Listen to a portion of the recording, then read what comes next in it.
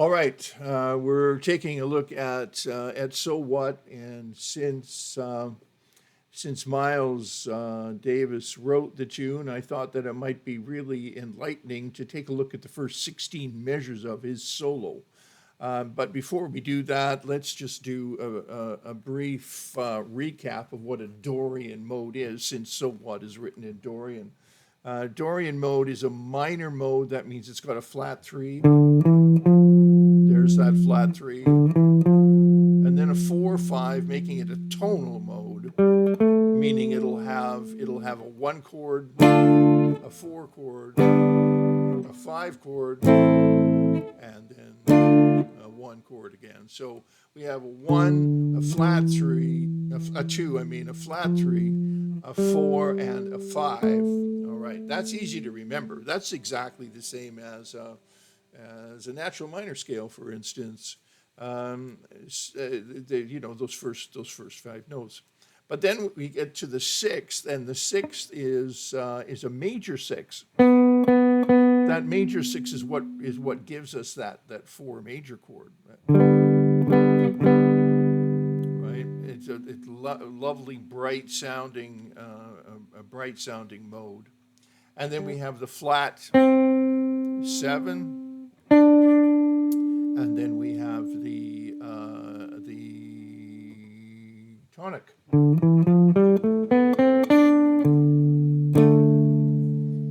And as you can see in the head, when we play this head, we start with the fifth, saying, really wanting to be very clear as to what the foundation of the tonality is here. So not only are we getting the root, but we're getting the fifth.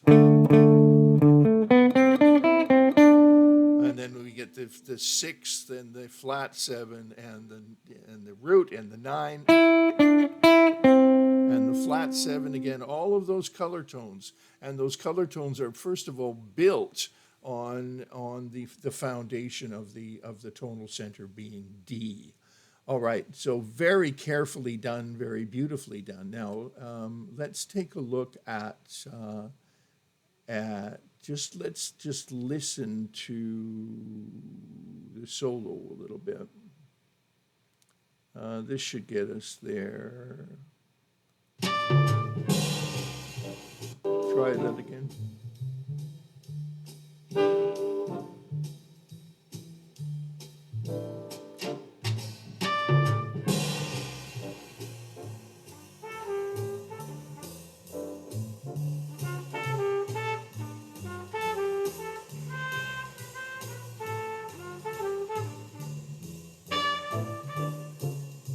Okay, let's take it that far.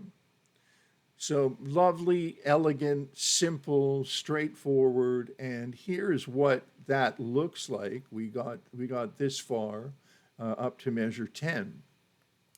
He starts with, very similar to what's happening in the head of the tune, he starts with a D, the tonic of the key, sort of a ghosted flat seven, and the tonic an octave lower. All right, so tonic, ghosted flat seven, tonic an octave lower, tonic D again, fifth, just like he did in the head of the tune, with this right. It's really strongly anchoring the tonal center, and it's like speaking to the listener. It's a classic, beautiful way of communicating. Um, Saying, here's the tonal center, and I'm going to play with that.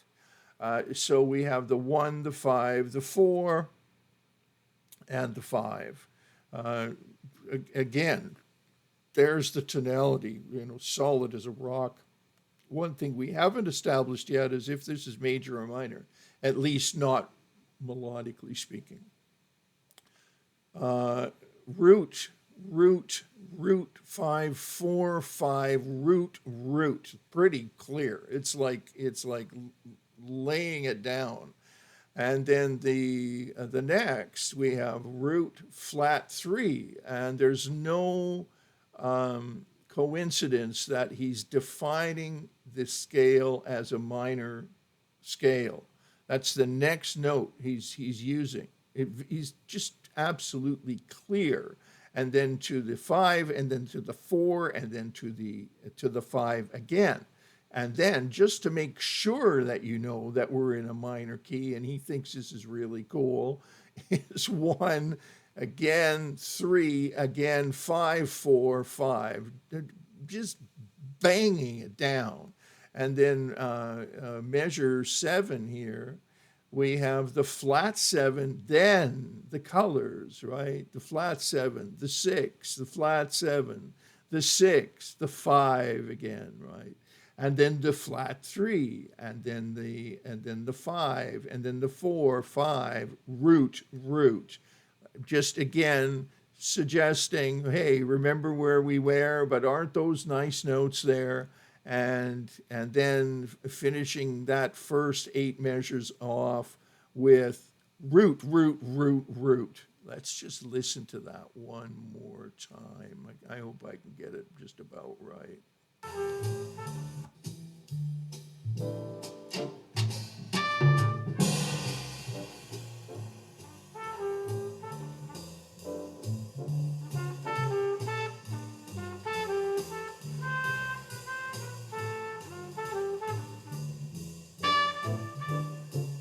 Yeah, that's a thing of elegance and beauty.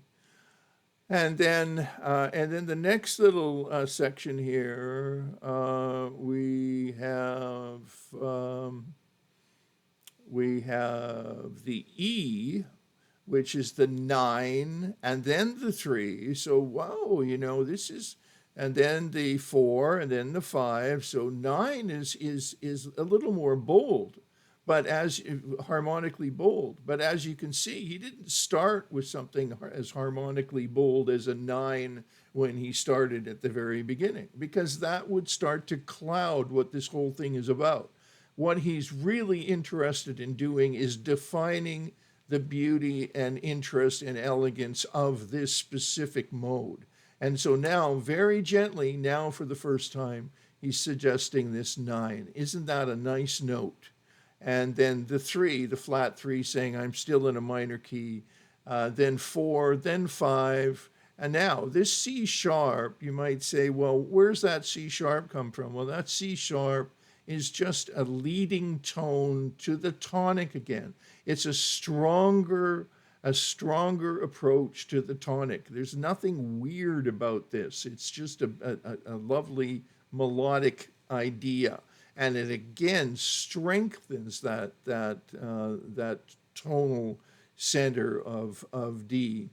And then 9, right? He's suggesting the 9 again, and now the 4, and now the 9. So now the 9 is obviously a very colorful, right?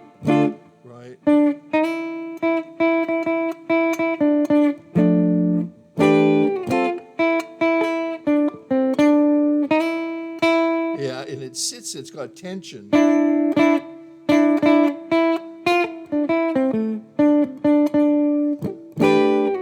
Right.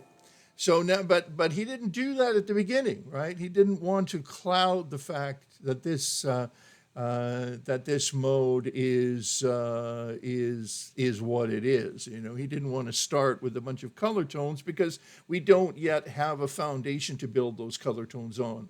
This is a classic blues approach to harmony, where you take the chordal platform of the moment and you place colors against that chordal platform. At least the great players do.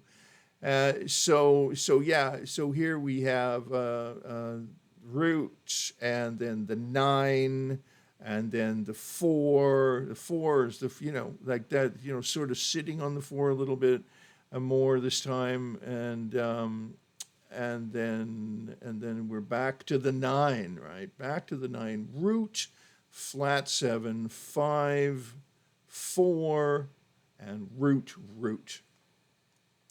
So what does this teach you? you look at this, and the first thing you notice is where, looking at the notes here. The key signature says no sharps or flats. Dorian has no sharps or flats. So I look through the 16 measures and I see one sharp. And that one sharp, that one alteration is just leading more strongly toward the tonic. Everything else is completely diatonic. In other words, all of it is according to the scale. But not only is it according to the scale, it is carefully, this is the coolest part of this. Man, I hope you get this, because this is so awesome. It's in the tradition of the great jazz players like Louis Armstrong. And by the way, he wanted his name to be pronounced Louis. It's in the great tradition of the greatest jazz players like Louis Armstrong, who used to walk into his gigs with a full house, and he would play one line, one short little line, obviously on trumpet, and then the crowd would go, da, ba, da. They would sing that line back to him. And then he would make the line a little bit longer. This is as he was entering and going to the stage. And then the crowd would return that line. And they'd go back and forth antiphonally, like antiphony in the church, really. And by the time he got to the front of the stage, this thing would have taken on a life of its own, and then the group would kick in. And that's what Miles is doing here. What he's saying is, I'm taking you along through these lovely colors and through this lovely mode, through these lovely sounds. And the first thing I want you to hear and listen to is that this is the foundation. Here's my tonal center, my root and my fifth and my four and my five and my root and my root, and then gently introducing the listener to the flat three, saying, see, it's a minor, and 4, 5, root, minor, and 5 and 4 and 5, right? And then only at measure 7 does he say, hey, check this out, check this flat 7 out. Isn't that pretty? And listen to this major 6 and this flat 7, and he's just drawing the listener in. This is for listeners, and actually this album has been called one of the greatest albums of the 20th century, without doubt, and the reason is that it's beautiful and it's simple and it never forgets the listener. I think it's just an amazing work of art, really. So yeah, so that's so when you're learning how to solo, just find the essence of what's important. Look for the roots, look for the fifths, look for those colors. What are the colors? What is the foundation? What is the essence of the tonalities that you are using? This is obviously not bebop, right? Bebop. We're not looking at bebop. What we're looking at is composition. And this is composition in real time, which is another mind blower, right? You can tear this apart. You can do the same thing with Charlie Parker solos, and you can see the perfection that's there and how far ahead he's thinking. So this has got very little to do with quick fingers moving around and everything to do with relating what's in your mind to what you're going to play on your instrument and knowing what that's going to be before you even play a note. And he was one of the best. So okay, so there's a little bit of a look at Miles' thinking and how pristine that was, musically speaking. All right, thanks for stopping by. Yeah, man, I enjoyed that. Subscribe if you got any comments, or if you want to ask any questions. I'm always happy to answer them. Thanks a lot for stopping by, and have a great day.